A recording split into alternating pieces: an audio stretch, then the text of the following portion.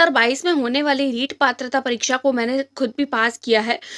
2022 में जो रीट का एग्ज़ाम हुआ था उसको मैंने दिया था और 112 मार्क्स से जो है वो मैंने इस एग्ज़ाम को जो है वो क्वालिफ़ाई किया था। आप लोग देख सकते हैं यहाँ पर 112 मार्क्स मेरे आए थे, यानी 74.67% जो है वो मेरे बने थे। मेरी फर्स्ट जो लैंग्वेज थी वो हिंदी थी और सेकंड इंग्लिश थी और स्पेसिफिक मैंने साइंस एंड मैथ्स का पेपर दिया था। तो मेरी क्या स्ट्रेटजी थी, मैंने किस तरीके से पढ़ाई करी थी कि मेरे 112 नंबर जो है वो आए थे और सीटेट को रीट को मैंने क्लियर किया था। क्या मेरे नोट्स थे, मैं आप लोगों के साथ में अपने ही नोट्स, जो मेरे हैंड रिटन नोट्स, उसको मैंने अपडेट किया है और अपडेटेड फॉर्म में आप लोगों के साथ में शेयर करने वाली हूँ। आप लोग टेलीग्राम ग्रुप को ज्वाइन कर सकते हैं। इसकी जो पीडीएफ है उसको प्राप्त करने के लिए आप मेरे टेलीग्राम ग्रुप को ज्वाइन कर सकते हैं। स्टार्ट करते हैं बिना किसी देरी के वीडियो को। सोर्स देखिए, जो मेरी नोट्स के जो सोर्स था, सबसे पहले मैं आप लोगों को बता दूं कि ये जो सोर्स है वो एनसीईआरटी ही होने वाला है और ये जो नोट्स बनाए हैं वो मैंने प्रॉपर जो है वो 8th क्लास की एनसीईआरटी से बनाए हैं, क्योंकि ये जो टॉपिक है आज का, सूक्ष्म जीव मित्र एवं शत्रु, क्योंकि कुछ सूक्ष्म जीव ऐसे होते हैं जो मित्र भी होते हैं, कुछ ऐसे होते हैं जो हानिकारक भी होते हैं, तो वो हम शत्रु भी कहते हैं। तो ये जो नोट्स है वो मैंने कुछ टॉपिक्स, यानी कि ये जो टॉपिक है वो 6, 7, 8th की एनसीईआरटी हम लोगों को पता है पेपर 2 के लिए देना होता है, लेकिन 8th क्लास के एनसीईआरटी की बुक में ही हमारा ये वाला टॉपिक है। तो प्रॉपर जो है वो उसको मैंने जो है वो मिड में रखते हुए अपने ये नोट्स बनाए हैं। स्टार्ट करते हैं बिना किसी देरी के वीडियो को, और चैनल पर पहली बार आए तो प्लीज वीडियो को लाइक कर दीजिए, चैनल को सब्सक्राइब कर दीजिए। टॉपिक आप लोग देख चुके हैं जैसा कि हमारा सूक्ष्म जीव है। सूक्ष्म जीव क्या होता है? तो सूक्ष्म जीव हम लोगों को पता है कि ऐसे जीव जिन्हें हम बिना यंत्रों की सहायता से नहीं देख सकते हैं, यानी कि हम लोगों को माइक्रोस्कोप की जरूरत होती है अगर हम लोग सूक्ष्म जीवों को देखना चाहते हैं। तो सूक्ष्म जीव जो होते हैं वो 6 प्रकार के होते हैं: जीवाणु, विषाणु, कवक, जिसको हम फंगी भी बोलते हैं। जीवाणु को हम लोग बैक्टीरिया बोलते हैं, विषाणु को वायरस, कवक को फंगी, शैवाल को एल्गी, प्रोटोजोआ और माइकोप्लाज्मा। तो इस तरीके से ये 6 प्रकार के हो जाते हैं। सबसे पहले हम लोग देखेंगे विषाणु के बारे में। विषाणु की ड्राइंग आप लोग सबसे पहले देख लीजिए कि इसकी जो ड्राइंग होती है वो कुछ इस तरीके की होती है। विषाणु इस तरीके का दिखता है। अब हम लोग देख लेते हैं विषाणु के बारे में। तो देखिए, विषाणु जो होता है वो सजीव और निर्जीव दोनों के बीच की योजक कड़ी होती है। क्वेश्चन बना है ये आप लोगों के पहले कि सजीव और निर्जीव के बीच की योजक कड़ी कौन सी है, तो वो वायरस है, विषाणु है। क्योंकि इसमें सजीव और निर्जीव दोनों के ही गुण होते हैं। ये वातावरण में तो निर्जीव की तरह रहता है, लेकिन जैसे ये सजीव के शरीर के अंदर प्रवेश करता है ना, तो वैसे ये जीवित हो जाता है। अब विषाणु का एक एग्जाम्पल जो हम लोगों को बहुत बार पूछा भी जाता है और इसकी फुल फॉर्म भी पूछी जाती है, वो है HIV, यानी कि human immuno deficiency virus. HIV की फुल फॉर्म आप लोगों से पूछी जाती है। अब हम लोग देख लेते हैं विषाणु से होने वाले कुछ प्रमुख रोग: जुकाम, इन्फ्लुएंजा, जिसको हम लोग फ्लू भी बोलते हैं, खांसी, पोलियो, खसरा। ये सारे रोग जो है वो मनुष्यों में होते हैं। उसके बाद में हम लोग देख लेते हैं कि जो पादपों में होने वाले रोग हैं, पादपों में कौन सा रोग होता है, तो भिंडी का जो पित्त रोग है वो वायरस के कारण होता है और इस वायरस का जो संचरण होता है पादपों में वो कीटों के माध्यम से होता है। तो ये आप लोगों को प्रॉपर जो है वो 8th क्लास की एनसीईआरटी में सारा का सारा जो है वो कंटेंट दिया हुआ है। ये चित्र जो है वो मैं आप लोगों को पहले ही दिखा चुकी हूँ, आप लोग देख सकते हैं। ये होती है वायरस की संरचना। अब हम लोग देख लेते हैं जीवाणु के बारे में। प्रॉपर जो है वो जीवाणु से रिलेटेड बहुत सारी चीजें मैंने यहाँ पे इंक्लूड करी है और उसके बाद में मैं आप लोगों को इसकी ड्राइंग भी दिखाऊंगी कि ड्राइंग कैसी है, किस तरीके का जीवाणु दिखता है। जीवाणु के बारे में हम लोग देखते हैं। जीवाणु प्रोकैरियोटिक होते हैं, एक कोशी के होते हैं। खोज किसने की थी? ल्यूवेनहॉक ने की थी। जीवाणु के कारण मनुष्यों में होने वाले रोग कौन कौन से हैं पूछे जाते हैं कि क्षय रोग किसके कारण होता है? जीवाणु, विषाणु, या फिर जो है वो प्रोटोजोआ, या फिर जो है वो कवक। तो आप लोगों को पता होना चाहिए कि भाई जीवाणु के कारण होने वाले रोग कौन कौन से हैं। तो एक तो क्षय रोग है, हैजा और टाइफाइड। और पादपों में कौन सा रोग होता है? तो पादपों में नींबू का कैंकर रोग होता है और जिसका संचरण वायु द्वारा होता है। नेक्स्ट एक बहुत इंपॉर्टेंट बात जो हम लोग देख लेते हैं, जो एनसीईआरटी की जो बुक है 8th क्लास में, उसमें छोटे छोटे बॉक्सेस में जो है वो बात दी हुई है जो इंपॉर्टेंट होती है। वो बॉक्स के जो पॉइंट्स है वो मैंने यहाँ पे लिखे हैं। नोट में लिखा गया है, रोबोट कोच ने सन 1876 में बैसिलस एंथ्रेसिस नामक जीवाणु की खोज की थी, जो एंथ्रेस रोग का कारक है। अब यहाँ पर बैसिलस एंथ्रेसिस नामक जो जीवाणु है उसकी खोज किसने करी थी? तो रोबोट कोच ने। एंथ्रेस रोग का कारक कौन सा है? तो जीवाणु। तो इस तरीके से क्वेश्चन बनेगा। एंथ्रेक्स क्या होता है? तो मनुष्य और मवेशियों में होने वाला रोग होता है जो जीवाणु द्वारा होता है। क्वेश्चन सीधा सीधा बनेगा कि जीवाणु जैसे एंथ्रेस रोग का कारक कौन सा है, या फिर जीवाणु से होने वाले कोई भी 3 रोग दे देंगे और एक अलग दे देंगे, बोलेंगे इसमें से जो है वो अलग छांटो। ठीक है, तो इस तरीके से क्वेश्चन बनेगा। अब हम लोग देख लेते हैं, अलेक्जेंडर फ्लेमिंग ने जीवाणु से होने वाले रोगों से बचाव के लिए पेनिसिलिन, जो एक कवक होता है, पेनिसिलिन क्या होता है, कवक, कवक बनाई, यानी कि एक पेनिसिलिन जो कवक से बनाई थी, और पेनिसिलिन जीवाणु से बचाव करती है। जीवाणु का उपयोग औषधि उत्पादन, कृषि में मृदा की उर्वरता में वृद्धि करने में भी किया जाता है, जिससे नाइट्रोजन स्थिरीकरण होता है। अब ये जो पॉइंट है ना, नाइट्रोजन स्थिरीकरण होता है, ये पॉइंट भी आता है कि नाइट्रोजन स्थिरीकरण किसके द्वारा होता है मृदा में, तो जीवाणु द्वारा, विषाणु द्वारा, कवक द्वारा, किसके द्वारा, तो आप लोगों को पता होना चाहिए, ये होता है जीवाणु के द्वारा। उसके बाद में हम लोग देख लेते हैं, दूध से दही बनने में लैक्टोबैसिलस नामक जीवाणु, कुछ सूक्ष्मजीव अकेले रह सकते हैं, जबकि कवक जीवाणु जो होते हैं वो हमेशा समूह में रहते हैं। भाई जीवाणु जो होता है वो समूह में रहता है और कवक भी समूह में रहते हैं। आगे और देखते हैं हम जीवाणु के बारे में।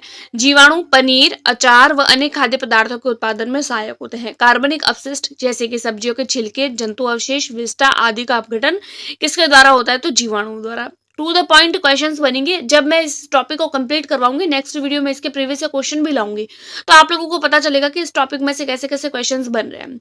अब हम लोग आगे देख लेते हैं, विशेष जीवाणु मिट्टी में उपस्थित नाइट्रोजनी यौगिकों को नाइट्रोजन गैस में परिवर्तित करते हैं, जिससे उसका निर्मोचन वायुमंडल में होता है।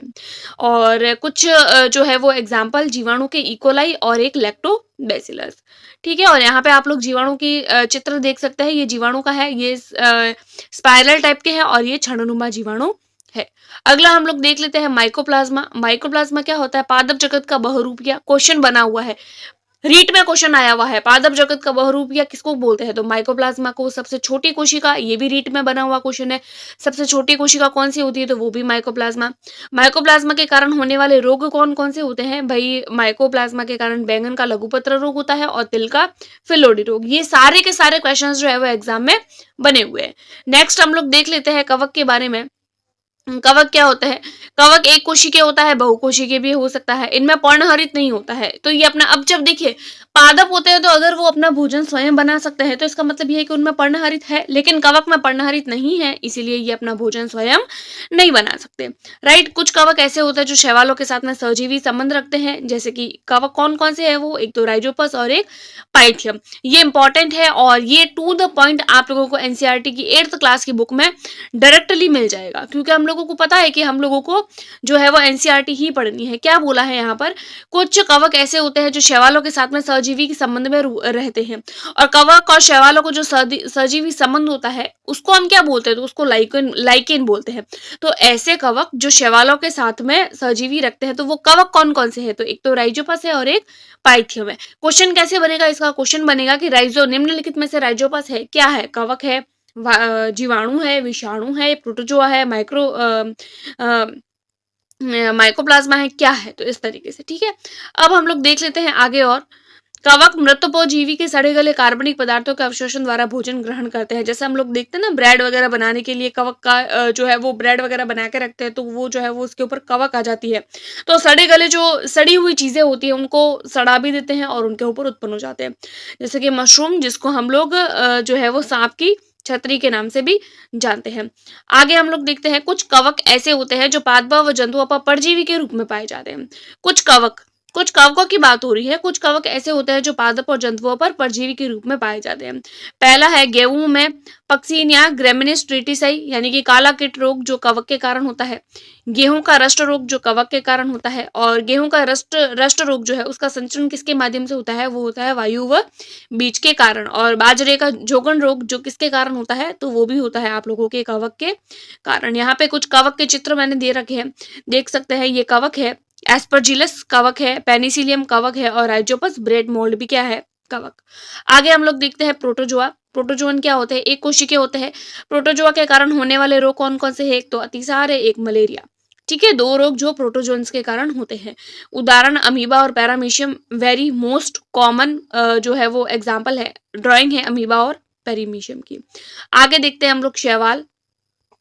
शैवाल क्या होते हैं? एक कोशिकीय होते हैं, बहुकोशिकीय होते हैं। नीले हरे शैवाल जिसको हम BGA यानी ब्लू ग्रीन एल्गी होते हैं, वो वायुमंडल से नाइट्रोजन का स्थिरीकरण करते हैं जिससे मिट्टी की उर्वरता में वृद्धि होती है। तालाब और नदियों का जो हरा रंग होता है वो भी शैवाल के कारण ही होता है। आगे हम लोग देखते हैं कुछ एग्जाम्पल शैवालों के। ब्लू ग्रीन एल्गी जो प्रोकैरियोटिक बहुकोशिकीय होते हैं, क्लाइमेडोमोनास क्लोरेला जो यूकैरियोटिक एक कोशिकीय होते हैं, स्पायरोगायरा यूलोथ्रिक्स जो यूकैरियोटिक और बहुकोशिकीय होते हैं। यहाँ पर आप लोग देख सकते हैं शैवाल के, ये स्पायरोगायरा है और ये क्लैमाइडोमोनास है। ठीक है, तो ये इतनी तक आई होप आप लोगों को पसंद आई होगी। वीडियो पसंद आ रही है तो सब्सक्राइब जरूर करें चैनल को। आगे और देखते हैं सूक्ष्म जीवों का उपयोग कहाँ होता है। बहुत सारे क्वेश्चंस इन टॉपिक में से बने हैं और जो है वो ये टॉपिक है वो ये इसकी पूरी कंप्लीट PDF मैं अपने टेलीग्राम ग्रुप पर जो है वो शेयर कर दूंगी। तो सूक्ष्म जीवों का उपयोग कहाँ होता है? सूक्ष्म जीवों का उपयोग सबसे पहले औषधि निर्माण में। तो प्रथम प्राकृतिक प्रतिजैविक पेनिसिलिन जिसकी खोज किसने करी थी? तो अलेक्जेंडर फ्लेमिंग ने प्रथम प्राकृतिक प्रतिजैविक। अब क्वेश्चन 3 बन रहे हैं यहाँ पे कि पेनिसिलिन क्या होता है? तो सूक्ष्म जीव होता है, सूक्ष्म जीवन से बना हुआ होता है। खोज किसने करी? तो अलेक्जेंडर फ्लेमिंग ने। और पेनिसिलिन बनता किससे है? कवक से। अभी हम लोगों ने देखा था पेनिसिलियम नामक जीवाणु से बनता है और पेनिसिलिन जो है वो पेनिसिलियम से बनाया जाता है, पेनिसिलिन बनता है। और ये क्या है? तो प्रथम प्राकृतिक प्रतिजैविक। तो पूछा जाएगा प्रथम प्राकृतिक प्रतिजैविक कौन सा है? तो पेनिसिलिन। अगला देखते हैं पेनिसिलिन। पेनिसिलिन नामक कवक से प्राप्त होता है जिसका उपयोग टीके और प्रतिजैविक के रूप में करते हैं। आगे देखते हैं विटामिन B12 का निर्माण क्लोस्ट्रिडियम बोटुलिनम जो एक जीवाणु है उससे होता है। तो ये भी इंपॉर्टेंट पॉइंट है। आगे हम लोग देख लेते हैं इनको उपयोग खाद्य पदार्थ निर्माण में। दूध से दही बनना जैसे लैक्टोबैसिलस जीवाणु से बनता है। ईस्ट जो कवक होता है जिससे केक ब्रेड बियर जलेबी आदि बनाते हैं। और क्लोरेला जो शैवाल होता है जिसका निर्माण आइसक्रीम व सूप को टेस्टी बनाने के लिए करते हैं। आगे इनका उपयोग कहाँ कहाँ होता है? तो इनका उपयोग जैविक नाइट्रोजन स्थिरीकरण में भी होता है। जैसे मूंग मोठ चना मटर की जड़ों में क्या होता है? राइजोबियम जीवाणु होता है ना जो वायुमंडल के नाइट्रोजन का स्थिरीकरण करता है या यौगिकीकरण करता है और नाइट्रोजन को किसमें बदल देता है? नाइट्रेट में। और नाइट्रेट भूमि के लिए क्या होता है? उपयोगी। तो ये तो हो जाते हैं कुछ सूक्ष्म जीवों के उपयोग। और अब हम लोग देख लेते हैं इनके हानिकारक, कुछ के हानि किस तरीके से होते हैं। तो क्लोस्ट्रीडियम बोटुलिनम जीवाणु खाद्य पदार्थों को विषाक्त भी करते हैं और जिससे उल्टी दस्त होने की संभावना रहती है। तो क्वेश्चन यही बनेगा कि क्लोस्ट्रीडियम बोटुलिनम क्या है? जीवाणु है, विषाणु है? तो ये जीवाणु है। और ये हानिकारक है या लाभदायक? तो ये हानिकारक है। लाभदायक भी है, हम लोगों ने देखा अभी यहाँ पर ऊपर की तरफ के विटामिन B12 का निर्माण भी करता है, लेकिन वो परिस्थितियों पर निर्भर करता है कि परिस्थितियां कैसी है। अब हम कुछ इंपॉर्टेंट पॉइंट्स यहाँ पर देख लेते हैं जो एग्जाम की दृष्टि से, परीक्षा की दृष्टि से इंपॉर्टेंट है। सब इंपॉर्टेंट पॉइंट्स। स्ट्रेप्टोकोकस एक उपयोगी जीवाणु है। ये एग्जाम में बना हुआ क्वेश्चन है कि स्ट्रेप्टोकोकस क्या होता है? उपयोगी होता है, हानिकारक है, लाभदायक है, या सभी, या उपरोक्त में से कोई नहीं। प्रीवियस ईयर कराऊंगे तब आप लोगों को पता चलेगा कि ये आया हुआ है। आगे देखते हैं पाश्चरीकरण क्रिया द्वारा डिब्बाबंद वस्तुओं को सूक्ष्म जीव रहित किया जा सकता है। ईस्ट या जिसको हम कवक भी बोल सकते हैं मैदे में तीव्रता से जनन करता है और श्वसन के दौरान कौन सी गैस उत्पन्न करता है? CO2 यानी कि कार्बन डाइऑक्साइड उत्पन्न करते हैं। गैस CO2 के बुलबुले वाले मैदे का आयतन बढ़ा देते हैं। यानी कि ये जो गैस होती है CO2 ये बुलबुलों के कारण उत्पन्न होती है। बुलबुले खमीर वाले मैदे का आयतन बढ़ा देते हैं। खमीर उठ जाता है ना जब हम ईस्ट डालते हैं। तो आगे देखते हैं चीनी को अल्कोहल में परिवर्तन करने की प्रक्रिया जो होती है वो किण्वन जिसको फर्मेंटेशन भी बोलते हैं। और चेचक के टीके की खोज किसने दी? एडवर्ड जेनर ने। अगला है, यहाँ पर एक पॉइंट कट गया है, यहाँ पर लिखा हुआ है चिकन पॉक्स वायरस जनित रोग है। यहाँ पर आप लोग देख सकते हैं वायरस जनित रोग है। कौन सा? Chicken pox. आगे लिखा हुआ है नमक व खाद्य तेल का उपयोग सूक्ष्म जीवों को रोकने के लिए करते हैं। इन्हें परिरक्षक कहते हैं। जैसे सोडियम बेंजोएट व सोडियम मेटाबाइसल्फाइड सामान्य परिरक्षक है। क्वेश्चन बनेगा सोडियम बेंजोएट क्या है, सोडियम मेटाबाइसल्फाइड क्या है, ये क्वेश्चंस बनते हैं। उसके बाद में देखते हैं वायुमंडल में 78% नाइट्रोजन गैस होती है और मलेरिया परजीवी का वाहक कौन है? मादा एनाफिलिस मच्छर। तो यहाँ पर हम लोगों ने क्लास 8 का जो NCERT की बुक है, क्लास 8 की NCERT की जो बुक है उसका जो सेकंड चैप्टर है सूक्ष्म जीव वाला, उसमें से जितने भी टॉपिक्स थे, जितनी भी इंपॉर्टेंट चीजें थी वो मैंने आप लोगों के साथ में सारी की सारी शेयर कर दी। इसके अलावा भी कुछ और इंपॉर्टेंट बातें मैंने इसके अंदर इंक्लूड की है। और चैनल पर पहली बार आए हैं तो द शिक्षा जोन चैनल को सब्सक्राइब कर दीजिए। और मेरा खुद का भी जो है वो रीट पात्रता परीक्षा 2022 में जो हुआ था उसको मैंने क्वालिफाई किया था पेपर 2 साइंस मैथ से। और इसकी जो मार्कशीट है वो मैंने चैनल के जो है वीडियो के स्टार्टिंग में लगा दी है। तो अगर आप लोगों को वीडियो पसंद आ रही है तो अपने दोस्तों के साथ में शेयर जरूर करें। Thanks for watching.